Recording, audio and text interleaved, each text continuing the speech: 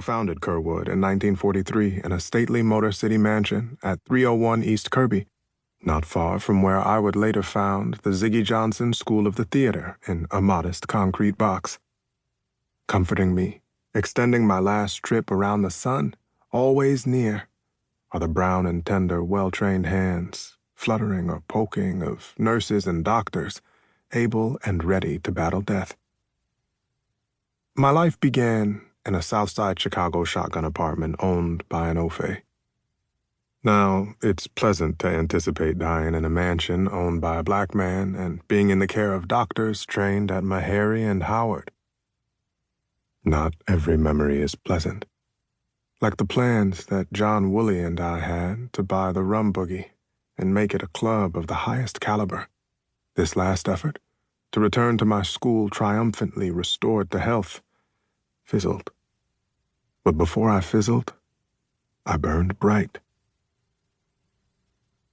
For the past 20 years, I have worn 3 hats, each of them dapper, and all in Detroit. Writer, emcee, and dean. Hat 1.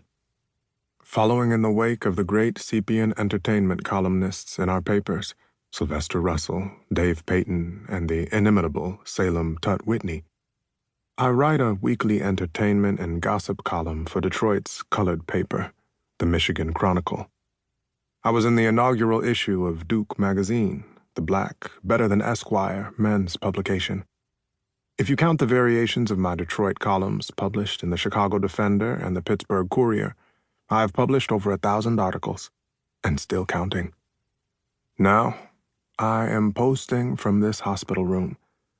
If Jesus loves me, and if Ethel Waters prays hard, my last column will be published after I die, but before I am buried. Hat 2. I emcee at the swankiest club in town. For a long time it was The Flame, but now I'm presenting Berry Gordy's top talent in the Driftwood Lounge, the almost private club hidden inside the very public 20 grand. You may say, hold up. You can't be a patient in Kerwood and the master of ceremonies at the Driftwood Lounge. I say, I pick the acts, I write the intros, I scold whoever is too drunk to go on stage or too drunk to get off, even if Baby Doll must drag the miscreant to my sickbed for the scolding.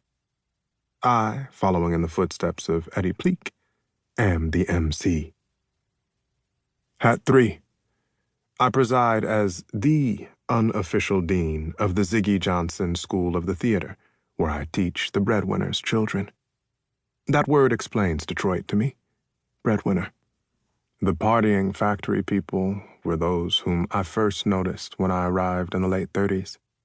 Large numbers of black men who earned a good, steady wage doing a skilled job, then returned to the homes they owned, ready to refuel and to dress to the nines, to head out to hear fabulous music and drink good liquor. I was the breadwinner's emcee of choice and producer of choice, and proud to be so. Songs, lines of dialogue, beats of choreography that Ofe and mixed audiences loudly applauded in Chicago, Los Angeles, or New York clubs were often met with silence in Detroit show bars. For 20 years, I created my best work playing to a Sepian Detroit audience of breadwinners and their entourages. It wasn't just black factory folk in the audience, but on most nights, in most places, most people in the audience were there because of the factory folk.